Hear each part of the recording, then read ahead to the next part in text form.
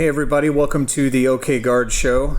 I am your host, Staff Sergeant Brian Schroeder, and today we have a repeat guest with us, Mr. John Dixon. John, tell us again what you do for the Oklahoma National Guard. Sure. I'm one of 3 behavioral health specialists, and we are civilian contractors that are available to help soldiers with any issues related to their psychological well-being for themselves or their dependents. And we also consult with command and promote education and training with the goal of preventing crisis situations. Okay. It sounds like there's a lot that you handle within your job. What would you say is the favorite part about the job that you do? For me, a good moment is when a soldier has come to me with a question or a problem, and I was able to provide them with an answer or a resource. But the favorite part actually comes a few months later when I follow up with them and they say they got what they needed and are doing great now. I have a lot of respect for our service members' sacrifice for our country, and I feel like if for a moment I was able to help them complete that commitment, that makes me really proud.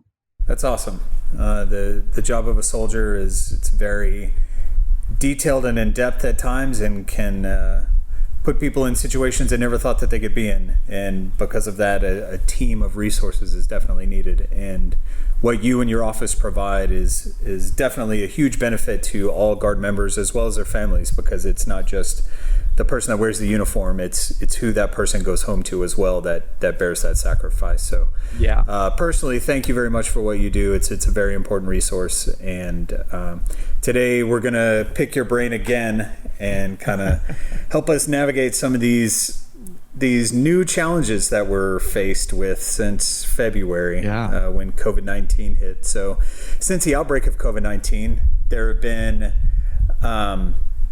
many conflicting viewpoints or directives given, or even opinions on how things should be or how things should go, like when to shut down the government or businesses, when to reopen businesses, how, when, or even if public schools should be opened, how to properly wear a mask, or some who believe COVID-19 is not a real thing, but a conspiracy propagated by whatever country, agency, supervillain for the purposes of whatever that might be.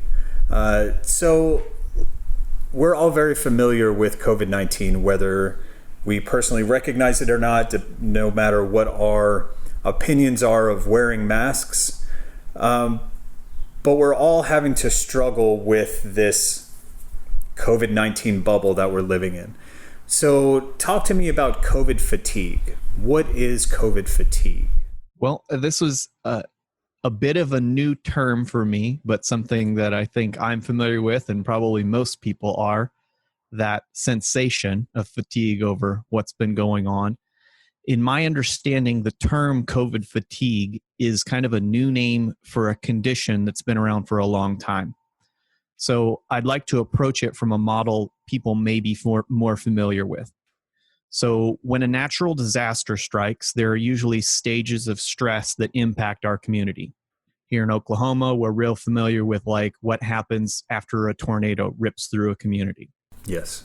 Right after that event, people tend to pull together and bond and try to help one another. They'll go out of their way, even if they weren't impacted. They will go hand out supplies or go be there to try to help people or offer them assistance in any way they can. However, a little while after that, and it kind of varies in how long this takes, sometimes that continued strain starts to wear at people. And sometimes their optimism turns into negativity and even anger. COVID fatigue is that disillusionment phase specific to this current stressor as it relates to the pandemic, the quarantine, the loss, anything related that our community and even our country, even world are facing at this point in time. So are there signs and symptoms of COVID fatigue? Is it just being stressed out, or is it like, do I develop a rash from COVID fatigue? how would I know if I'm suffering or experiencing any type of COVID fatigue? Sure. I hate to, since this is such a new term, I'd hate to say that, there's only one thing that it is, and if you have anything else, that's not it. Right. But what I will talk about is what's most commonly been reported. And the primary signs that have been reported so far include irritability, anxiety, changes in appetite, sleep disturbance, low motivation, or just generally being on edge. So a lot of things that can kind of go towards a lot of other issues too. But if you weren't having things and then you are having these type of things and you've been under a lot of stress related to COVID, those might be some of the signs or symptoms for you. Okay. Yeah, because what you described, I'm picturing some sergeant majors, that's their Tuesday. Right. All of those symptoms, that's just their normal day to day. So, right. So if those irritabilities start to increase, or if I don't experience any of those at all, I'm a normal, pretty happy-go-lucky person, and then I start to get irritated, start to feel that everything around me is bothering me, that may be something to look out for. Right. And with anything that we talk about when it comes to psychological health, it's differences for you. So that sleep disturbance, if you always sleep 6 hours a night and then you go to 8 or 4, that's a change or a disturbance for you. But, for me to just say you have to get this amount or you have to be this irritable to get there, it's about the change that you've experienced personally. So would people that are in more stressful jobs be more susceptible to this, or would it be, like your first line workers, your grocery store workers, healthcare workers, people like that, or would they be more susceptible to COVID fatigue symptoms? I haven't seen anything that points to a specific demographic, an age, a gender, a race, a specific job that puts you in a high risk group. But I would say that there are quite a few factors that are useful to consider. How much your life has been changed by COVID is different for everyone. And those who have had radical changes are more likely to experience the symptoms. So let's say you've had a major negative financial impact, like you haven't been able to earn money or it's been significantly less. Or you're having interpersonal relationship problems. Your marriage or your connections to your family are failing or faltering, or you're arguing with those people over what's going on with COVID. If you've been unable to meet the needs for yourself or anyone who depends upon you, that can have a huge impact on your susceptibility. And then obviously, if you've had you yourself or you've had a loved one who's gotten really sick or died, that's going to have an impact on your chances to develop this sort of COVID fatigue. So how different is COVID fatigue from normal everyday stress? Or is just labeling the stress that we're going through COVID fatigue just a way of churching up anxiety and stress? I think it is. I don't think it's different in the sense of what it is, what causes it, what's happening inside of our bodies, because we've evolved to what we are as humanity long before COVID came along, but stress reactions are common throughout. And us being able to recognize that we are in such an unusual situation where the same stressor is affecting so many people, I think that's why we can lump this into a new name or a new type. You bring up a good point there, because it impacts everybody differently, right?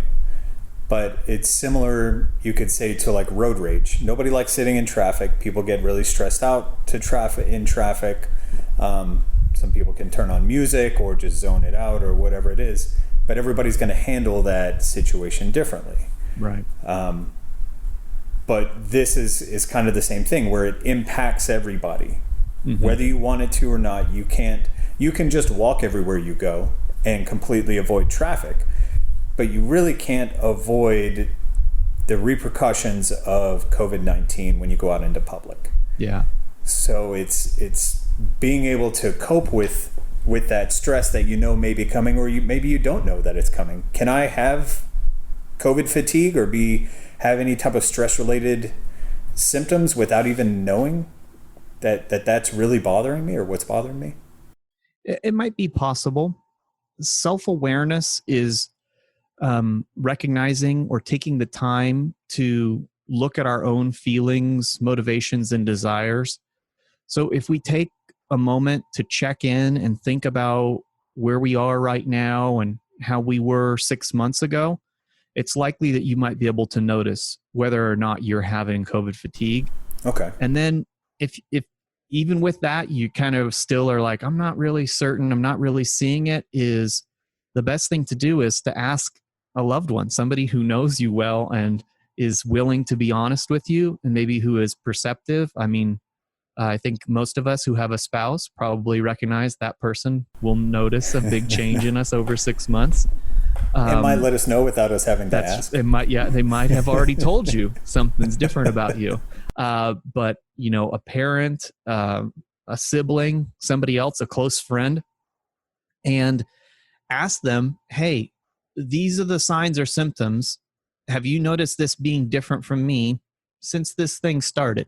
And if they give you something, then, maybe something to look out. And if they say, yeah, a little bit, but I think we all have, and you seem to be handling it pretty well, then you can probably rest assured that you're doing all right now too. That's a good point. We can rely on those others around us to kind of do a check-in every now and then and make sure we're still on the right path and where we need to be. Yeah.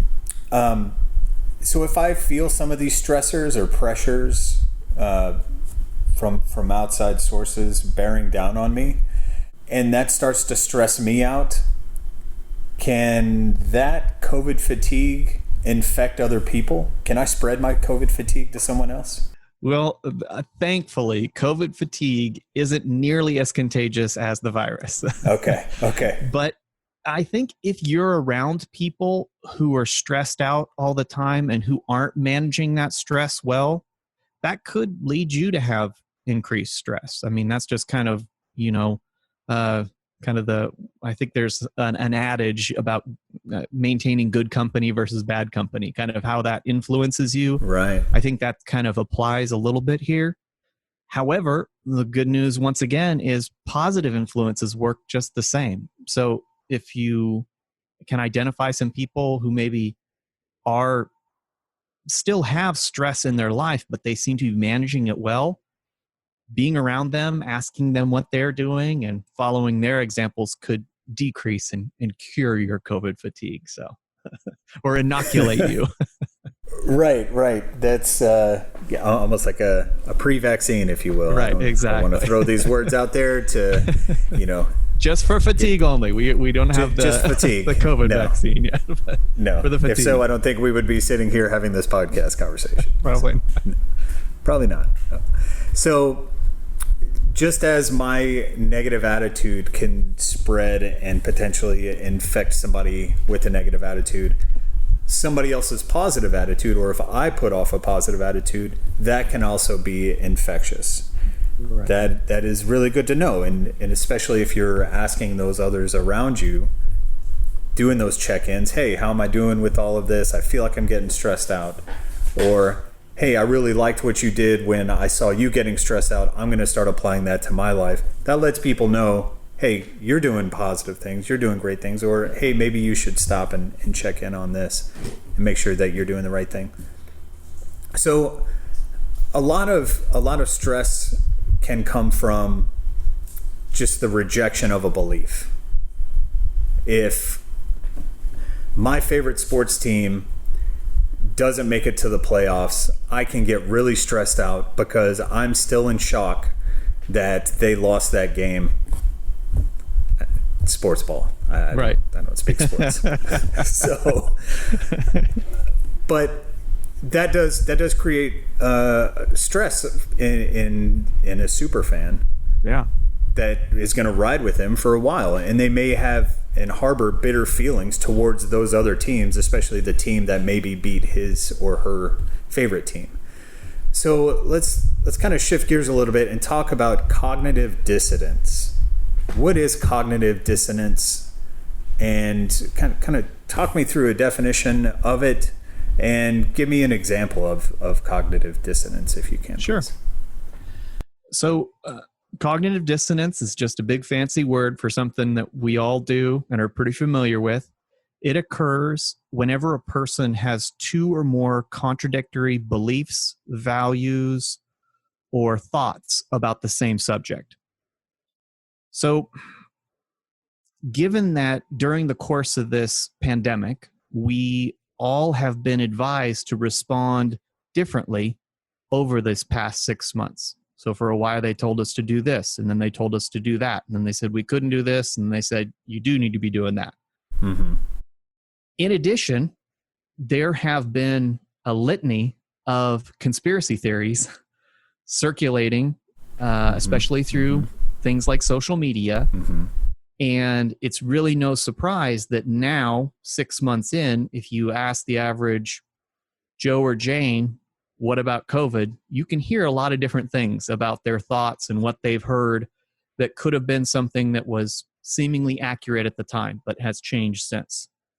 Or maybe it was never founded in accuracy and was propagated by somebody on social media with some axe to grind about something.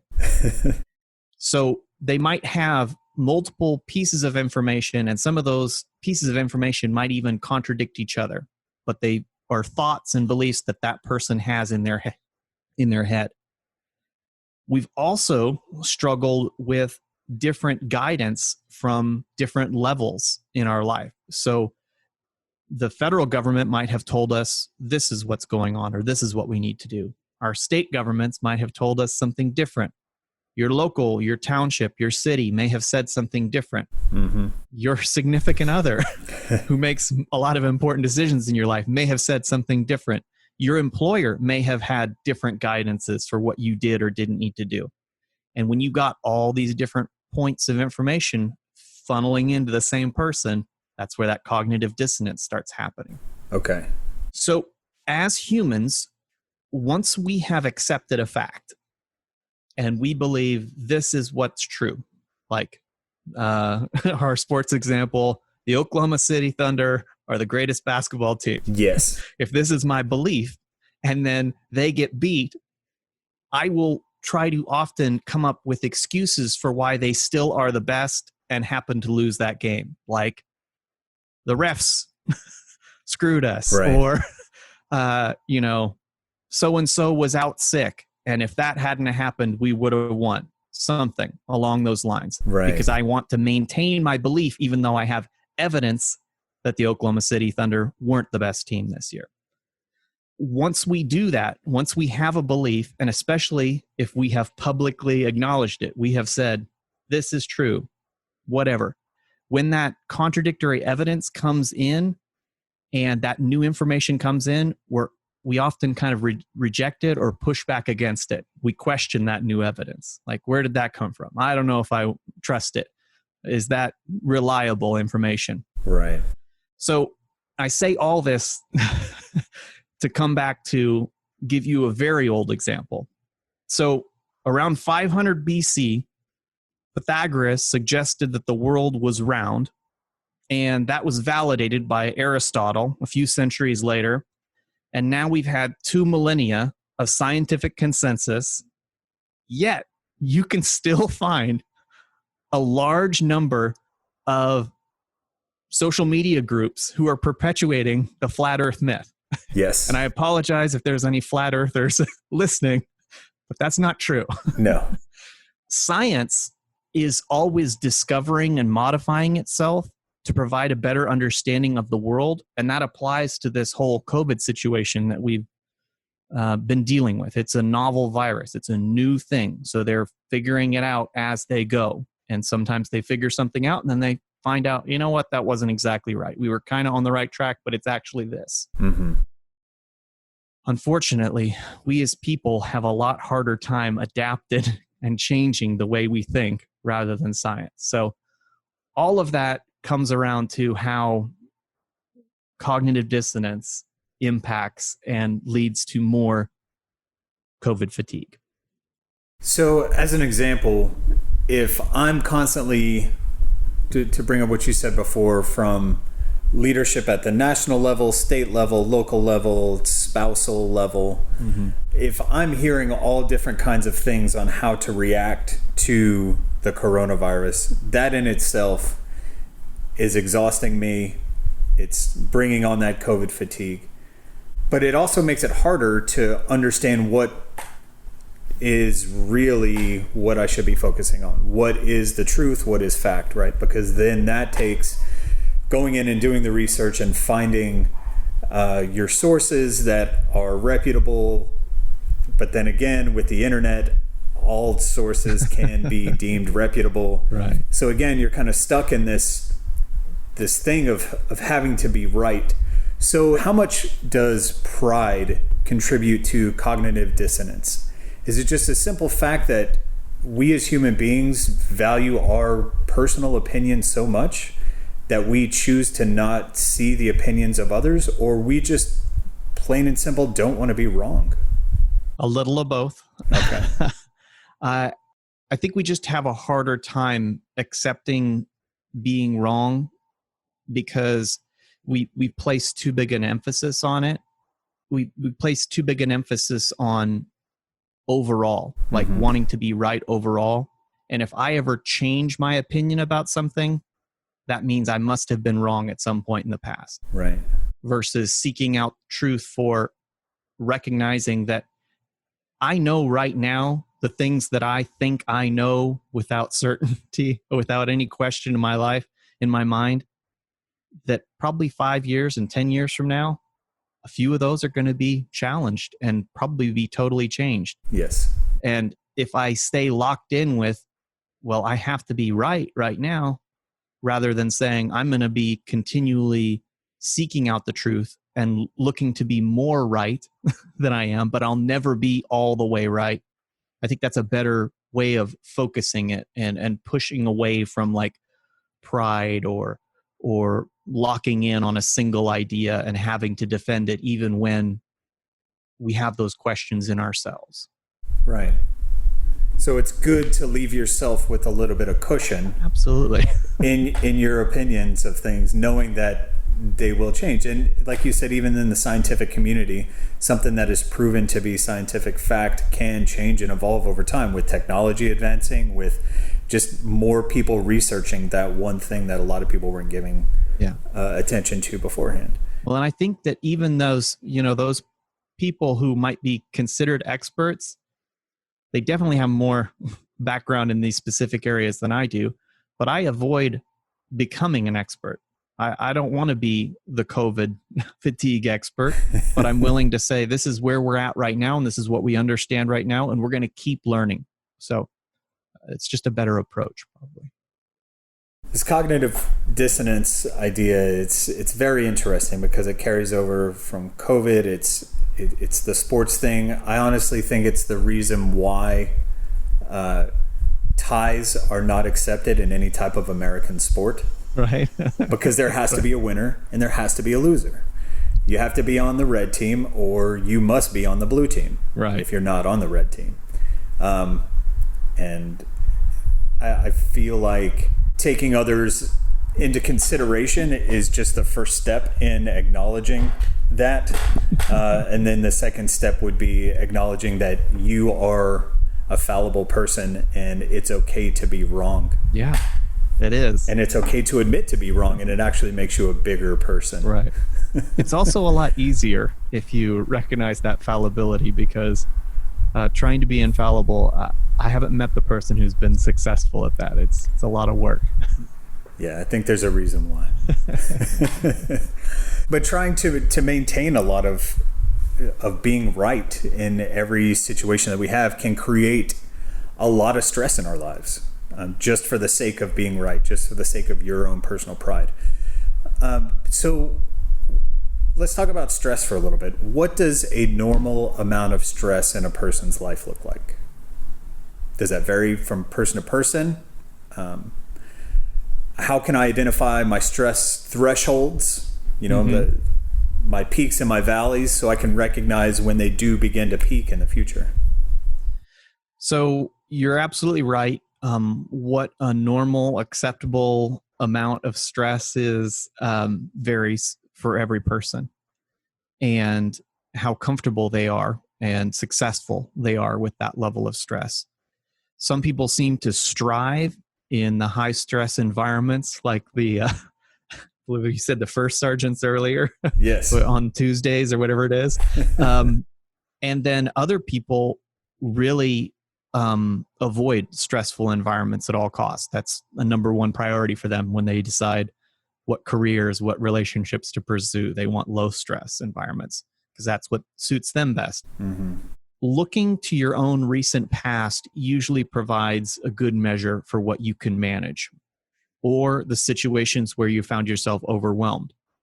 So for some people, it's the specific types of stress. So you might say, oh, wow, this person is an ER doc. They must handle all stress excellently. And they do really well in the ER, but they can't deal with drama at home. So they know they have to have a low stress home environment. Right. So it's recognizing what are the situations for you that are highly impactful. Looking at your not just recent past, but your distant past, what have been your worst experiences with stress? And were there any signs or triggers that immediately preceded them? Okay. So if you think back to 5 years ago, I had a really bad month, but I had a tragic loss in my life right before that, or I had a relationship set off, or I got a new project at work. That can be kind of like, oh, okay. So this is something that might be a trigger for me. Those are the kinds of things you want to be on the lookout for, is identifying for you what sort of those situations there are. And then even going back, and you can write down best to your memory of what happened. What did you notice first? Was it that you got irritable first, or you got a racing heartbeat, or what sort of things happened? And if we track those things over time, it can give us a good roadmap to saying, oh, wow, but notice I've been getting butterflies in my stomach every day before work this week. I'm on the path towards something, bigger, or a bigger event.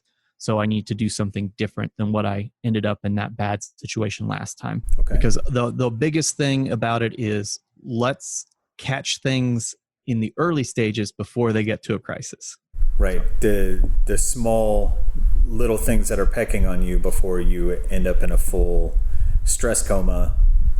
Right. Exactly. So what are some other ways you mentioned, feeling the butterflies, maybe shortness of breath? What are some other ways that stress or COVID fatigue can manifest in other parts of our body? And are there any long-term effects of that? Yeah. The fatigue signs are very similar to all the things that we associate with any type of generalized anxiety over any type of trigger or issue. And yes, there have been many studies that show that chronic stress of any type can lead to serious health conditions. So when I say chronic stress, that's the stress that's going on and on and on and on. I think maybe even on this podcast before, we've talked about how short-term stress is how our bodies are designed to deal with a situation in the moment. Yes. The fight or flight response. However, long-term stressors, those chemicals and things that happen in our body with long-term stress, it doesn't get alleviated. It just stays there. And it breaks down the immune system, and it can cause serious health conditions. There have been studies that have linked it to major gastrointestinal problems, ulcers, cancers, all kinds of things like that, skin and hair issues, infections, sexual dysfunction, and cardiovascular disease. All have really strong links to ongoing unmanaged stress. So it's one of the first things that they ask people when they come in with those types of conditions is, what's your stress level like? What do you do to manage your stress?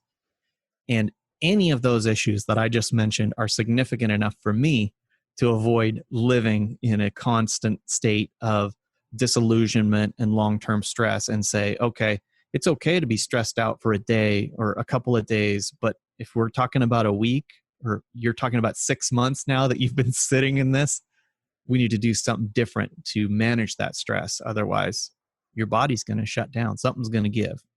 Yeah, and that's maybe where it becomes difficult to realize that we have to reach out if we've been sitting in it for so long, and you get to that point where you don't, you know that you're stressed out, you know that you need to do something different, but you don't know where to start.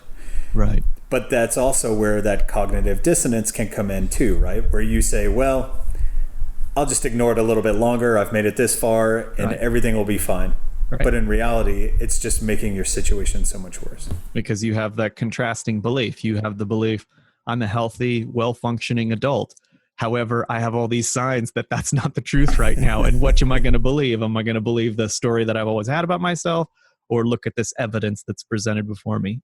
Because I think that if you can consider it as, I was this is where I'm at right now, and I'd like to get back to being a healthy, functional adult. Let's strive for that rather than proving that there's nothing wrong. Exactly. And stress lowers your immunity, and a lowered immune system, according to the CDC, makes you more susceptible to catching coronavirus. So you're putting yourself into a very dangerous circle there. Yeah. And if not corona, something else. Something else will come along the way. That's right. You're right. So as COVID cases and numbers of hospitalizations rise to record-breaking levels in Oklahoma, many are unsure how long this will actually last. It can also contribute to that COVID fatigue, a little bit more of that stress that we have. So let's talk about overcoming some of that COVID fatigue. What lessons can we learn from the first part of our quarantine back in May, April, that we can carry with us to the unforeseen end of the virus? You've kind of already mentioned a few things that we've talked about in previous podcasts, but what can you say from having done the quarantine life for a little bit, marinated on it for a little, and then come back to our podcast? What recommendations do you have for overcoming this type of stress? Well, earlier when we were talking about this disaster stress, like the situation of a tornado, the big difference with this COVID fatigue phenomenon has been so far is, typically speaking, the disaster happens and then people's stress response starts, and then it moves to that second level or the third level. In this situation, it has started and people have moved on into different levels. However, the disaster hasn't stopped. In a lot of ways, it's just as bad or worse than it was in March in terms of the seriousness and the rate of infection and things like that. That's very concerning for people like myself and anyone else who's interested in this phenomenon or understanding it. That uncertainty is probably the biggest part of why this has been so difficult to manage and understand. I still think the best thing to do is to continue seeking the expert advice from peer-reviewed sources and using critical thinking to avoid either extreme. One extreme being panic, locking yourself in a bubble and being afraid all the time. Right. And the other extreme is apathy, saying, who cares? I'm just do whatever I want. COVID party. Both of those responses are not ideal in this situation. So continue seeking out expert advice and be willing to say the expert advice might be changing. It might not be what it was 2 months ago, and 2 months from now, it might be different, but we have to keep looking to what they're finding out and trying to get a better grasp on what do we do now. The other thing is to try to protect ourselves, our families, and our communities. So if it's not enough to think, I need to act in my own best interest, is there somebody else that we can value and say, even though this is challenging for me, I'm going to do what's best for my parents, my loved ones, my friends, my neighbors, my coworkers. Sometimes it can be hard to support and help the people we encounter, but I think that it's our greatest ability as humans, and really for me, it's what makes this life worth living, is what I can do to help others and take a step outside of myself. Yeah. And that makes it a little easier to kind of refocus on how we can manage this and deal with that uncertainty. Is I don't know what's going to happen, and I don't know what I need to be doing, but I do know I want to help other people however I can. That's great. And I think that's one thing that a lot of people really lack, is just thinking of another person. Yeah.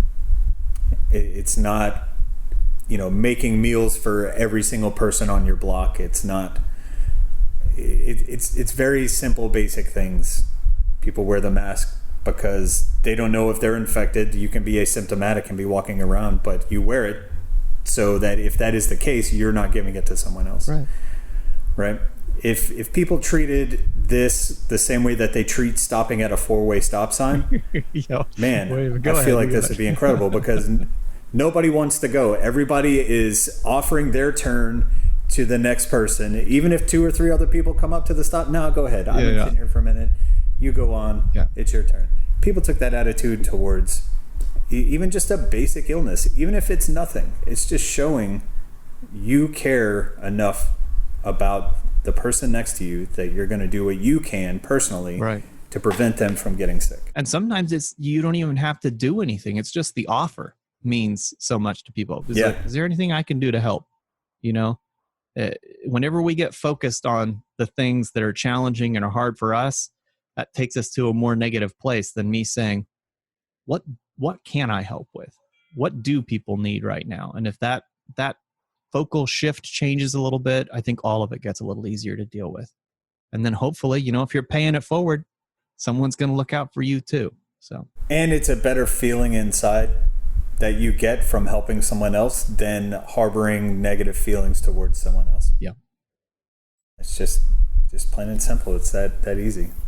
So we talked about this a little bit already, but what are some other things that we should avoid? We mentioned, avoid being the expert. Mm-hmm. Rely on the people who have spent years or decades of their life studying one subject so that they can provide us a subject matter expert's opinion on that. So what are some other things we should avoid? Like COVID parties, obviously, that something definitely to be avoided. That's not on my list, but I'm hoping everybody knows to avoid COVID parties. Number one. Don't judge common sense. That's right. Number one on my list is overexposure to the news.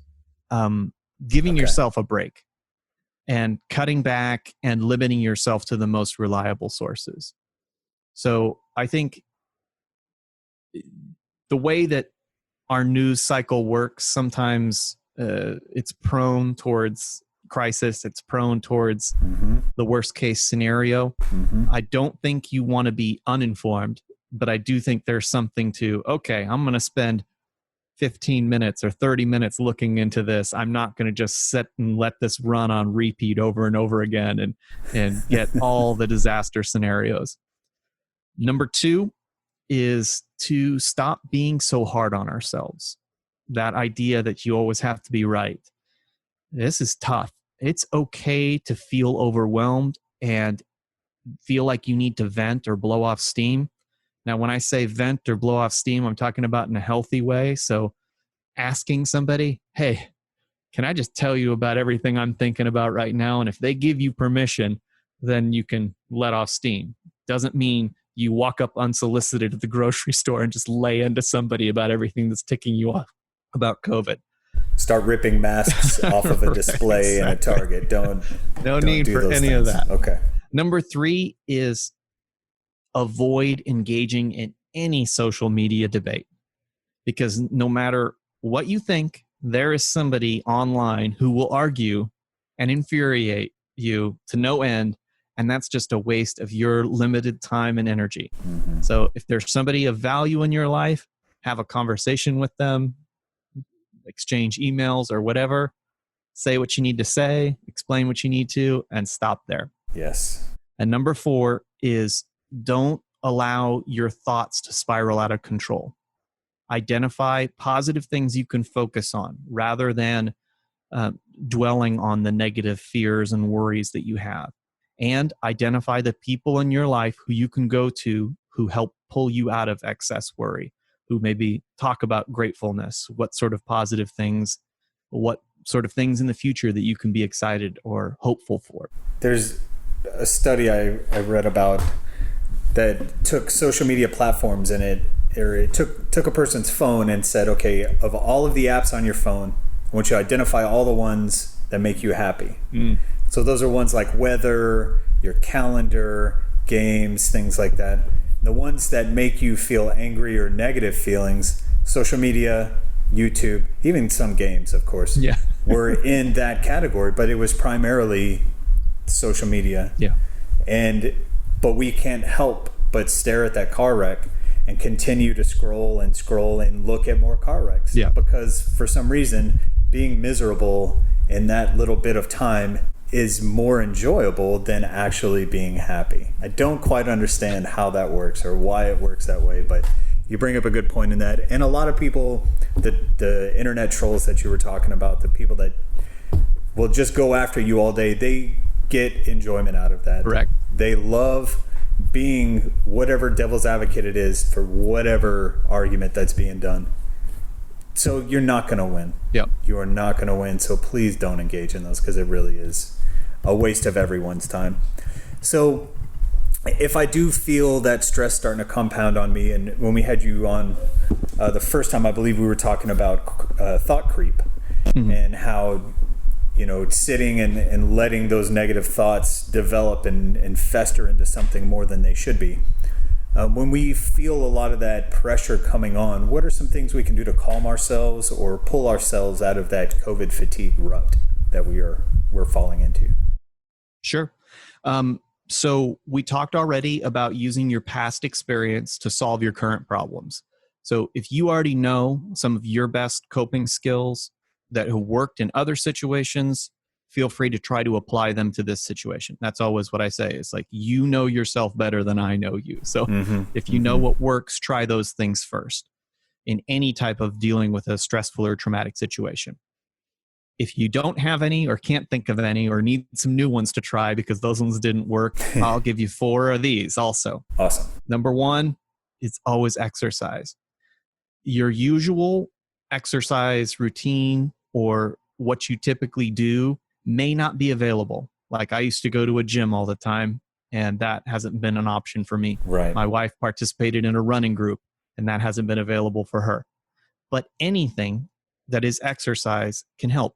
So even just going for a walk, getting some fresh air, releasing endorphins, and relieves that adrenaline buildup from routine stress that we were talking about. Okay. Number 2, talking. Sometimes just getting the thoughts out your head and out of your mouth will change your perception of a situation. Okay. You can talk through something and be like, I can't believe I think that. That's ridiculous. But until you say it out loud, it'll just circle in your brain. Trying to ignore your feelings does not work. Expressing them to anybody who you feel like is a good listener and open and willing to just give you feedback, or even just to say, I hear what you're saying, that can help. Okay. Number 3 is constructive thinking. You often can't change your situation, but you can change your perspective. So give yourself credit for whatever you are doing and make small incremental changes to the behavior that you want until you meet your goal.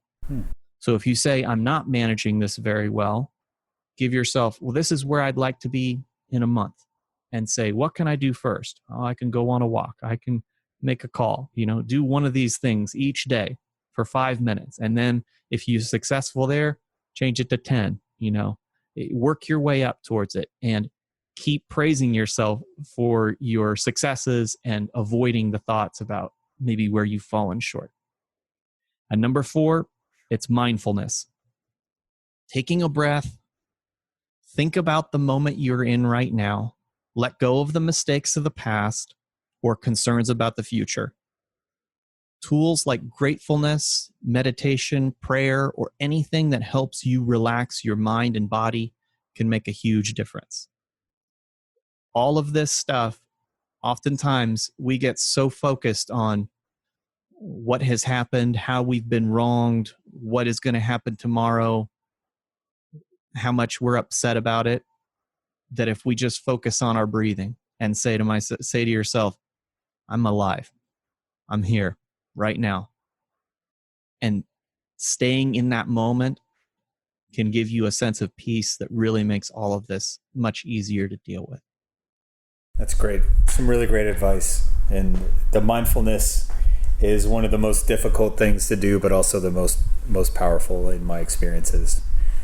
Let's talk one more thing that I think is becoming, I don't know. I guess it's been there for a while.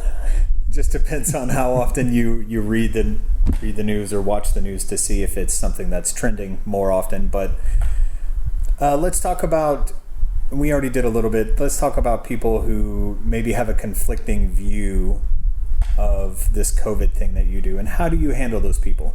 So there's a difference between, I go to the supermarket, 99% of the people are wearing masks. The one person not wearing masks is right next to the bananas, and that's the last thing that I need. Right. So I wait my turn, and then I go get my bananas.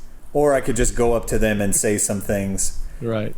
That's a little different than an office worker, someone that works in your office, or even someone that works in the building but not directly in your office. Maybe they don't have the same mask hygiene practices that you do.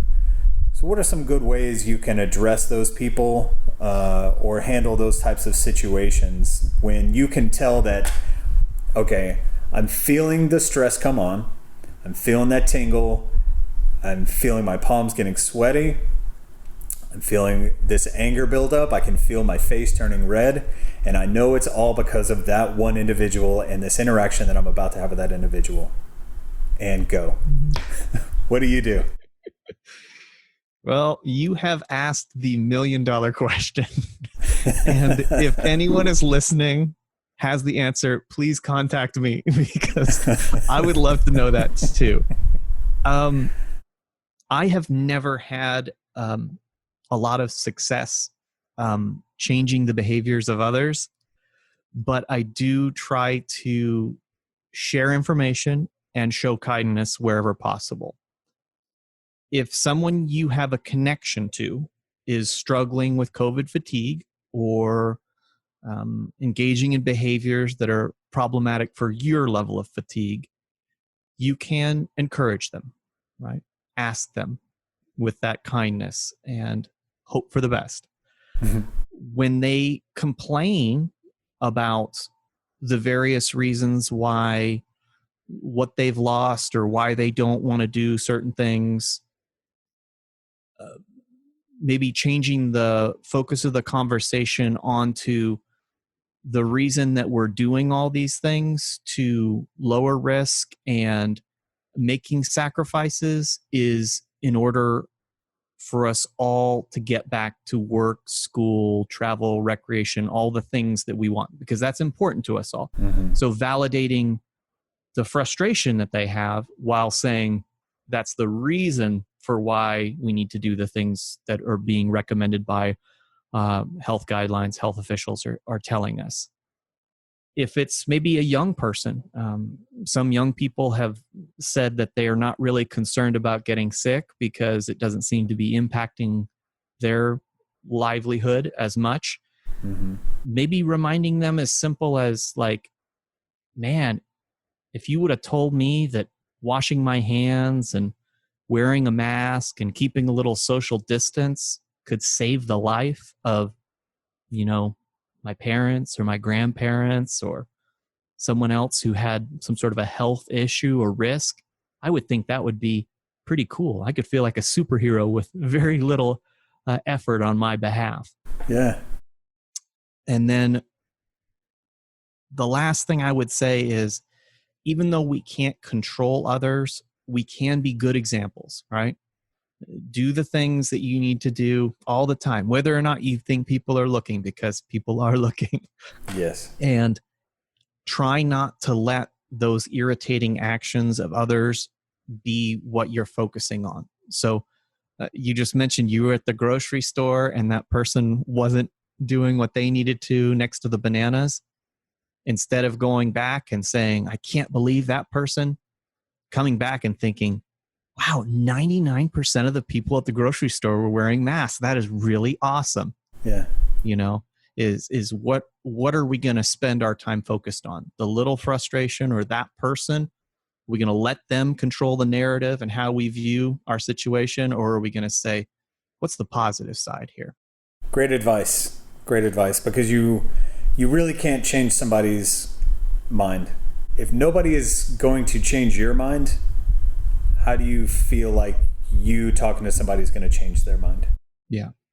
It's a little bit of arrogance there, I think. Well, and I think people's minds do change, but I know for myself, I don't think of a time where somebody has come up and shouted in my face and confronted me on an issue who I didn't know from Adam, who I've been like, they had a lot of good things on their mind. But if there was somebody who I really did feel like had a value in me and I had a relationship with them and they approached me calmly and gave me some information, maybe I didn't change that second and say, thank you, I'll change everything. But I thought, that's something to think about. So well, let's try to give those opportunities the best chance possible and not the other situation. So what are some resources that individuals who may be experiencing COVID fatigue or supervisors whose staff is struggling with COVID fatigue, what are some resources they can use to overcome some of these stressors?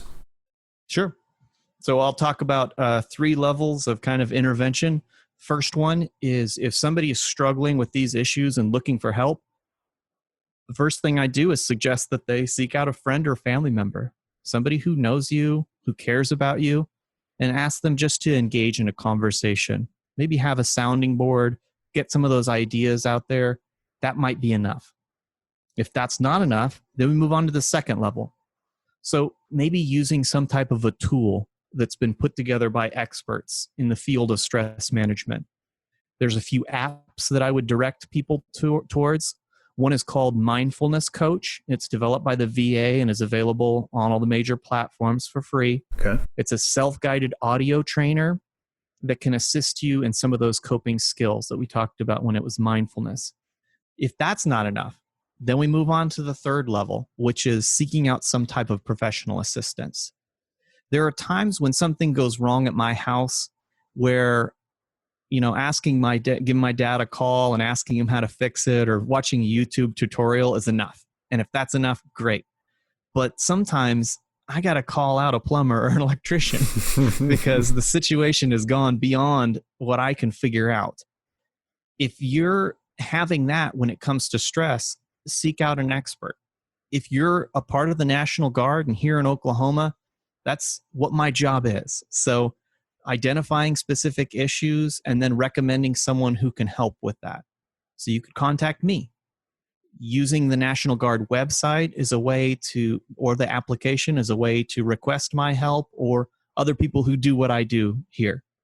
Also, if you prefer, maybe you don't want to go that route, you can contact Military OneSource and they can direct you to professional assistance as well.